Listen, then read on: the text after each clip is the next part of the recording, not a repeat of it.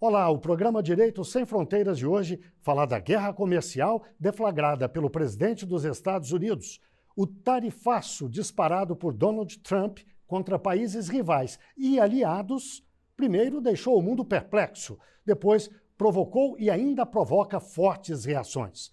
Nosso programa quer entender melhor essa crise e falar do que pode vir por aí. Para conversar sobre isso, temos dois convidados. Aqui no estúdio, Alexandre Teixeira, doutor em Direito Internacional, professor da ENAJUM, a Escola Nacional de Formação e Aperfeiçoamento de Magistrados da Justiça Militar da União. E temos também online Priscila Caneparo, pós-doutora em Direito Internacional e professora da Emory University, da Flórida, nos Estados Unidos. Mas antes de qualquer pergunta aos dois, vamos ver uma reportagem que nos ajuda a entender melhor o assunto. Desde janeiro, o mundo tomou um susto atrás do outro. Primeiro, Trump avisou que em breve iria anunciar aumento de taxas de importação. Logo, tascou 25% no aço e no alumínio brasileiros, por exemplo. No dia 2 de abril, com direito a claque, música impactante, tom heróico, ele entrou nos jardins da Casa Branca e proclamou: My fellow Americans, this is Liberation Day. O que Trump chamou de libertação, de nova independência dos Estados Unidos, foi um tarifaço disparado contra países de todos os cantos desse mundo, inclusive ilhas habitadas apenas por pinguins. Na plaqueta que virou meme, a China está na primeira posição e logo em seguida vem a União Europeia. Mas por que aumentar as taxas para os europeus, aliados históricos e quase sempre submissos aos Estados Unidos? Por quê?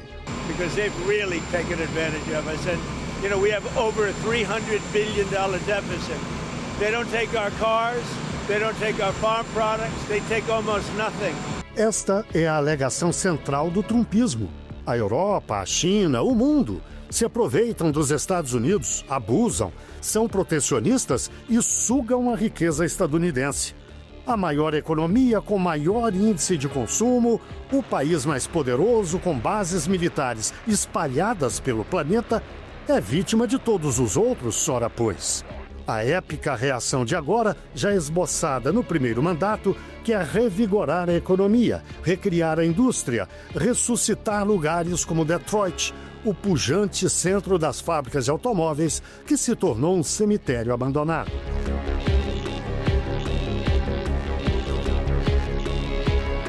De quebra, Trump quer agradar o seu eleitor mais típico, o homem branco que perdeu o emprego na economia tradicional e que cultiva o ressentimento. Mas o presidente não explica toda a história. A globalização do final do século passado, a financiarização da economia, a transferência das fábricas para a Ásia, especialmente para a China, foi patrocinada pelos próprios Estados Unidos, mas se esgotou. Depois de lucrar trilhões, os Estados Unidos enterram o neoliberalismo, apostam na economia fechada e dizem que as tarifas estratosféricas são recíprocas. Após o choque e a reação iniciais, Trump aliviou para boa parte do mundo, mas manteve o foco no verdadeiro inimigo, a China. Os chineses reagiram à altura e tome a escalada de tarifas. Não são meros números, é uma guerra, comercial por enquanto, e que ameaça jogar o mundo na recessão, no desemprego, no aumento das tensões geopolíticas. E a primeira pergunta que eu faço é para a professora Priscila Caneparo. Professora, tudo isso que está acontecendo na verdade, um turbilhão.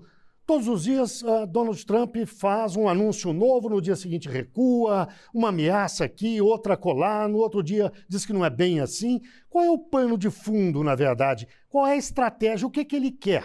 Um primeiro ponto que a gente precisa entender é justamente a questão atrelada ao que o Trump ele não está acostumado, ele não tem a perspectiva de negociação na maneira diplomática ante aos Estados soberanos. Ele vem justamente de um ambiente privado, de um ambiente corporativo, e ele traz essa forma de negociação para um ambiente institucional internacional. Então, isso já faz uma diferenciação totalmente dicotômica em relação relação àquilo que nós estamos acostumados no cenário internacional.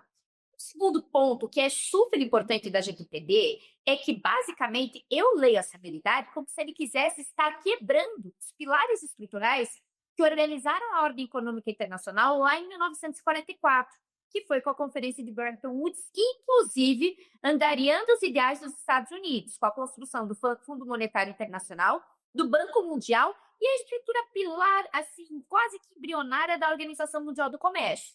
Então, naquele momento, a gente observava que as cadeias produtivas, elas tinham como objetivo justamente esse entorno mundial, essa cooperação internacional ante o comércio internacional, uma perspectiva coletivista, ao invés da gente ter justamente uma perspectiva individualista.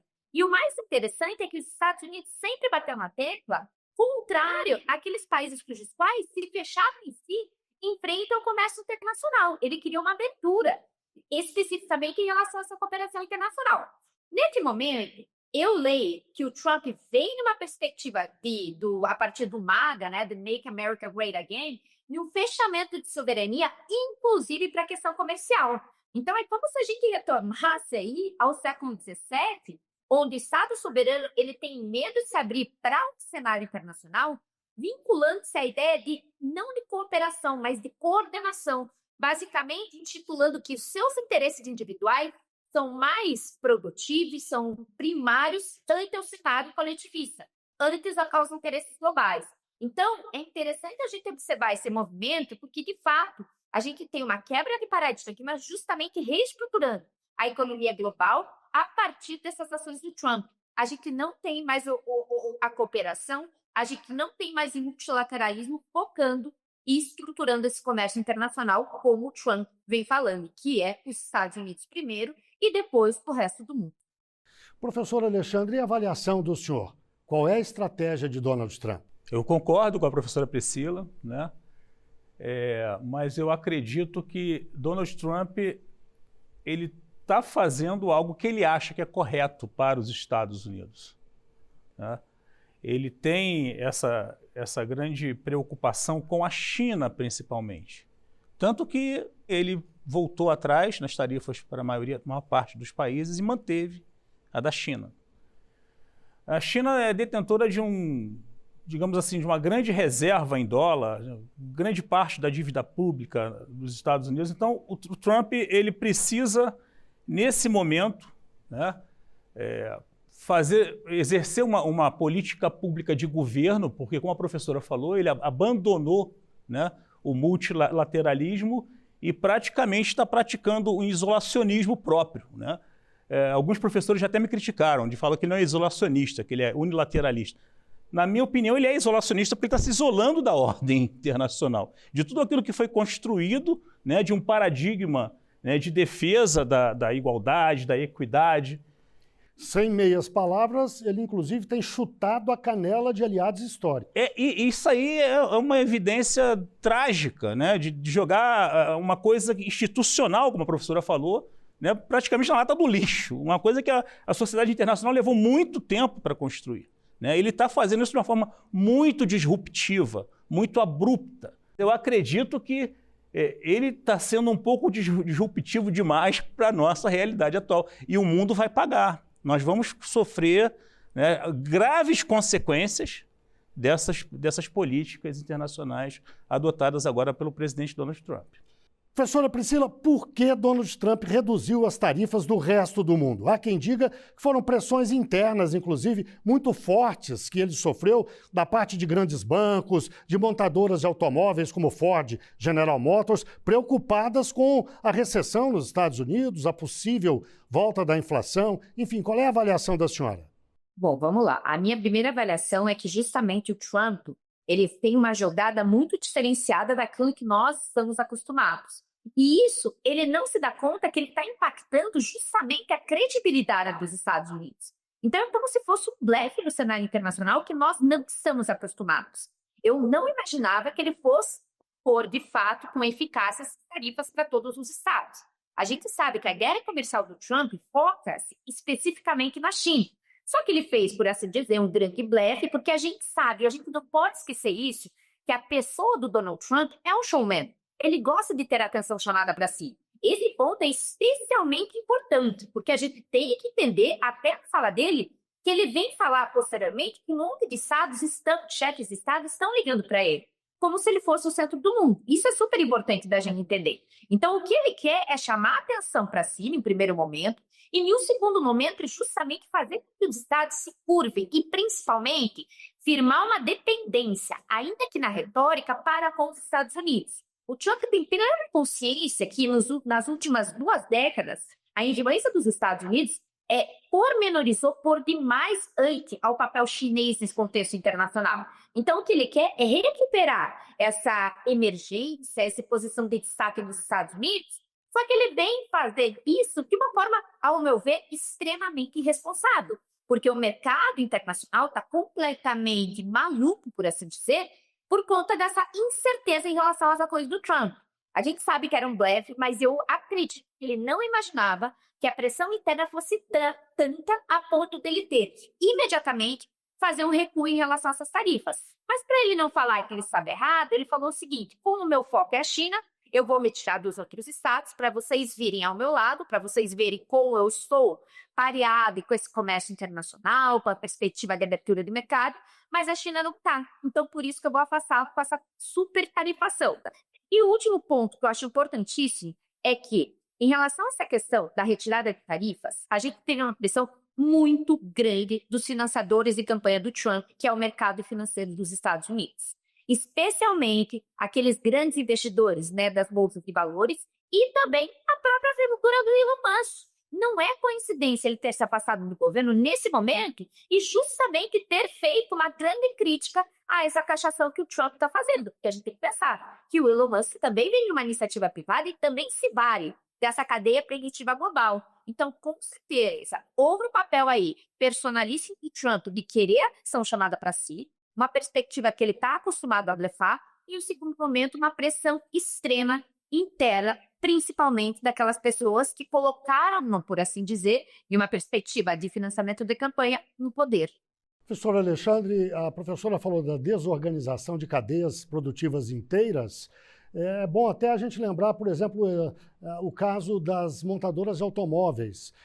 O México finaliza automóveis, faz parte de automóveis e finaliza a produção, mas recebe componentes da indústria canadense, da indústria dos Estados Unidos, e no fim tudo isso é enviado lá para o México, onde é acabado e entregue para o mercado consumidor. Como é que se faz para tarifar uma coisa que parte de tantos lugares diferentes? Eu estou contando esse caso para lembrar que a desorganização de cadeias produtivas pode levar a coisas como recessão, inflação, estagflação, que é uma combinação dessas duas coisas. O senhor concorda com essa perspectiva que muitos economistas têm apresentado? Há esse risco, de fato? Não tenho dúvida. Donald Trump tem levantado, ou pelo menos os seus assessores, questões de segurança nacional para todo esse frisson, para toda essa questão histriônica que a professora falou, que o próprio Trump tem. Mas eu rebato com uma questão extremamente importante para a estratégia norte-americana se quiser se manter como hegemonia. A cadeia de produção de um chip passa por Taiwan. E se de uma hora para outra tiver um problema sério com a China, toda a produção de chips do mundo vai ser afetada. A questão da indústria da tecnologia não aparece muito nessa questão dessa guerra tarifária. Inclusive, eu acho que ele tirou o supercondutor da lista de produtos que seriam tarifados.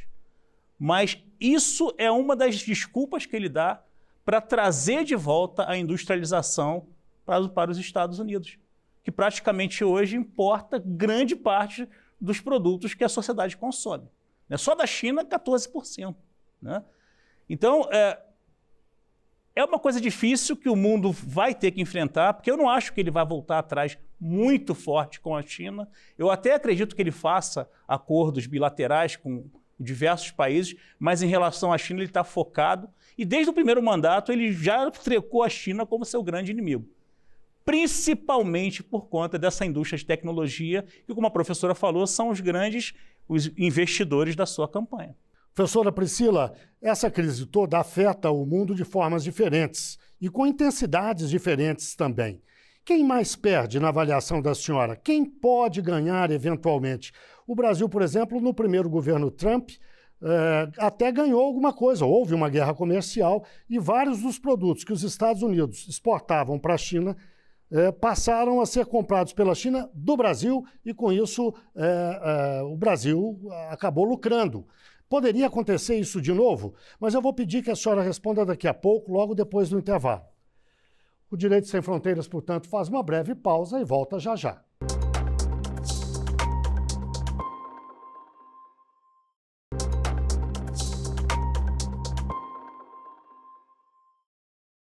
O Direito Sem Fronteiras está de volta. Hoje falamos da guerra comercial deflagrada pelo presidente dos Estados Unidos, Donald Trump. Para falar sobre isso, temos dois convidados. Aqui no estúdio, o professor Alexandre Teixeira, doutor em Direito Internacional, professor da ENAJUM, a Escola Nacional de Formação e Aperfeiçoamento de Magistrados da Justiça Militar da União. E temos também online Priscila Caneparo, pós-doutora em Direito Internacional e professora da Embry University, da Flórida, nos Estados Unidos. Professora Priscila, no bloco anterior eu deixei uma questão no ar e peço que a senhora nos responda agora. Afinal de contas, quem pode perder mais, quem pode ganhar mais com essa guerra comercial? O presidente Lula disse há alguns dias que não há vencedores. A senhora concorda? Concordo. Eu acho que quando os estados acabam por retirar a cooperação internacional, a gente tem um cenário propício para haver uma guerra comercial e um entrave do relacionamento entre estados. E isso, ao meu ver, trabalhando com direito internacional, é uma lástima, porque bem como o professor falou no último bloco, a gente demorou muito para construir esse sistema multilateral, a gente demorou muito para alcançar um sistema justamente frente ao OMC para a liberalização do comércio, para que se tenha um mundo globalizado também na perspectiva comercial.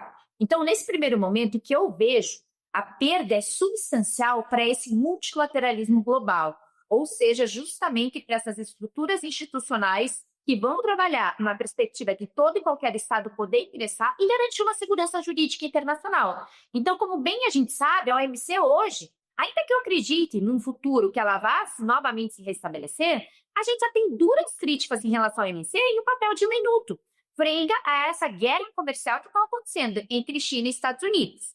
E no segundo momento, eu acredito que os grandes parceiros comerciais dos Estados Unidos vão acabar perdendo. E aí eu foco especificamente em relação à União Europeia.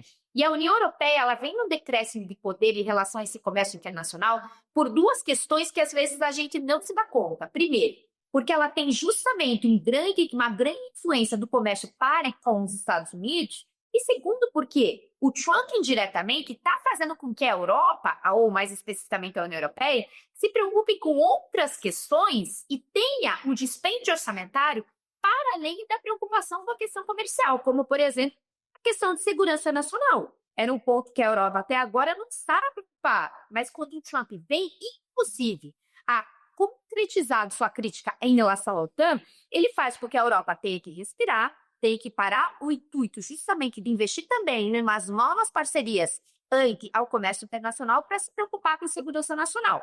Agora, quem pode ganhar? Quem pode ganhar, é lógico, é muito prematuro a gente falar em ganhos, porque a gente precisa entender para onde irá escoar essa produção chinesa, porque a produção chinesa não vai espindar, a produção chinesa não vai parar. E aí a gente se questiona, será que os produtos chineses vão invadir, por assim dizer, países como o Brasil ou, por exemplo, o bloco europeu? E aí a gente tem que se questionar se vai haver a taxação do terceiro, que é justamente o Brasil preocupado, vamos dar um exemplo, o Brasil preocupado com a sua indústria nacional e acabar sobretaxando os produtos chineses, porque justamente eles foram taxados pelos Estados Unidos. Então, essa perspectiva, esse ânimo da gente entender talvez que o Brasil seja privilegiado, como ele foi no governo Trump 1, eu acho um pouco prematuro, porque a gente precisa ver como é que vai ficar esse cenário de comércio internacional para ver o escoamento da produção chinesa. E lembrando sempre que a gente tem mais ponto aqui também, porque o mercado chinês, estou falando basicamente do mercado chinês, do cidadão médio chinês, em comparativamente ao cidadão médio brasileiro, o consumo é muito inferior ao que nós estamos acostumados. Então, não tem como a China deixar apenas efetivamente dentro da sua realidade comercial, da sua realidade de mercado, esses produtos. E aí, só para fechar mesmo, Eu acredito muito que alguns países asiáticos, como por exemplo Tailândia, como por exemplo Índia, como por exemplo Bangladesh, vão ser sim privilegiados em relação a essa sobretaxação chinesa. Por quê? Porque empresas como Apple, empresas como, enfim, essas grandes ramos industriais nos Estados Unidos não vão abrir fábricas dentro dos Estados Unidos, porque os produtos vão ficar inviáveis justamente de comercialização, inclusive no mercado estadunidense. Elas vão justamente para aqueles países que foram sobretaxados de uma maneira inferior. Então, não vai adiantar o Trump achar que ele vai retornar justamente à década de ouro dos Estados Unidos na perspectiva industrial, porque não vai. Ou a gente vai ter a automação da indústria, ou a gente vai ter essas grandes indústrias buscando outras realidades que estão com taxas menores ou sobre taxas menores. Professora, no caso específico do Brasil, as exportações brasileiras para os Estados Unidos podem ser muito prejudicadas. Por outro lado, a China poderia comprar mais do Brasil? Bom, a gente tem que pensar que a China hoje é um dos países mais populosos do mundo. Por consequência, ela precisa alimentar essa população. Então, o agronegócio, com certeza, vai ser escoado, por assim dizer, parcela dessa produção que vai para os Estados Unidos, vai acabar sendo escoado para a China e para outros vetores que precisam dessa alimentação. Então, eu não acredito que o agronegócio vai ser diretamente afetado. O que eu acredito aí é que vai haver, por assim dizer, uma influência direta dessa sobretaxação em relação ao aço e ao alumínio. Isso a gente já está vendo numa prática concreta em relação aos Estados Unidos, porque foram os produtos mais taxados brasileiros. E em um segundo momento, infelizmente, eu vejo também, ainda que diretamente, um problema para a nossa indústria têxtil e nossa indústria de sapatos. Porque a gente sabe que sapatos brasileiros e a indústria têxtil acabam por perder mercados para os produtos chineses. E dentro dessa premissa, a partir do momento que a China não vai exportar para os Estados Unidos, pode respingar de uma exportação para o Brasil e acabar justamente colocando em risco a nossa indústria nacional. Eu não acredito que a gente vá ter, nesse primeiro momento, um aparato tão grande de uma perspectiva de inflação ou de fechamento de mercado, justamente em relação ao Brasil.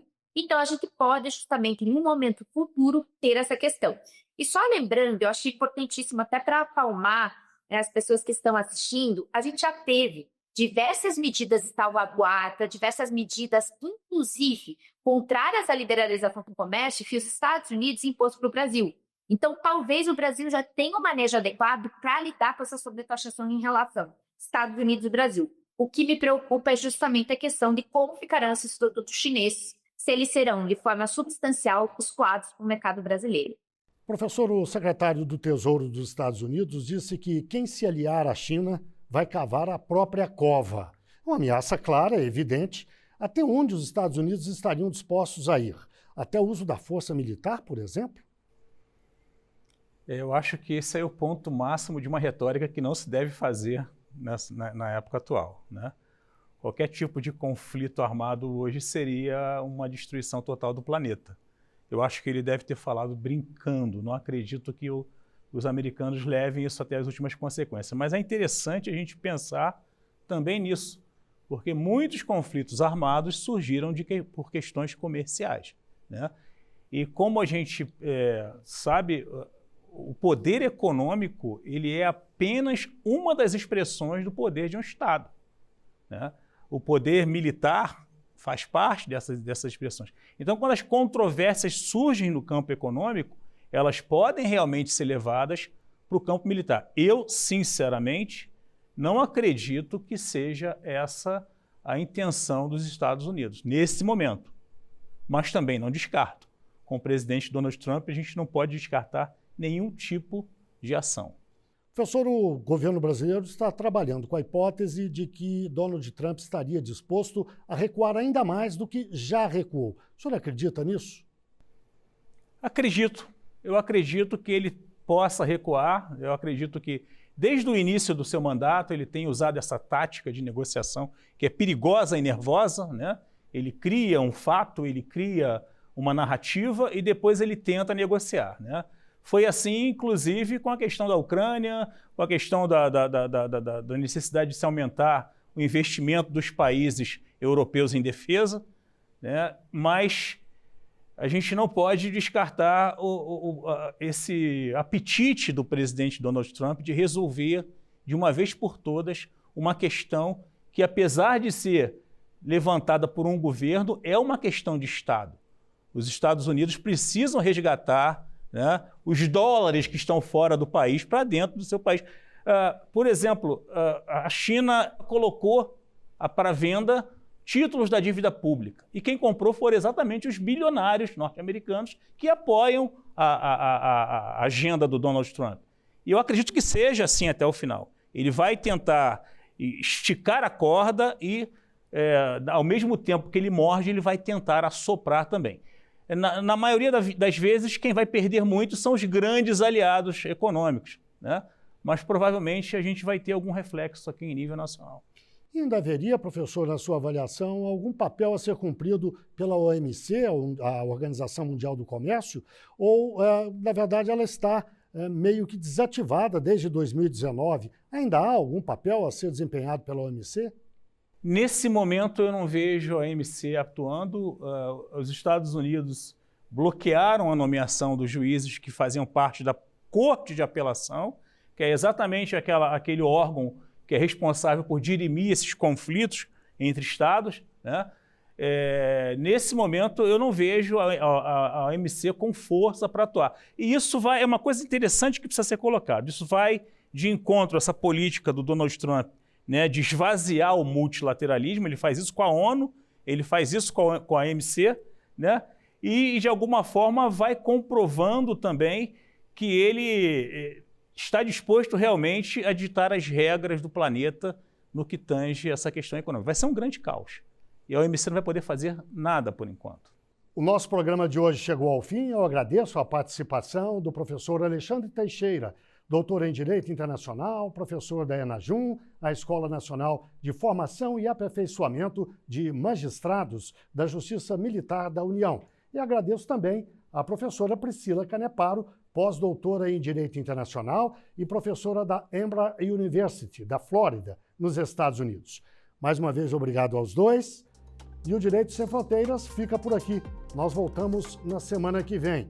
E, claro, muito obrigado também a você que nos acompanhou até agora. Não deixe de ver o programa Direito Sem Fronteiras aqui na TV Justiça.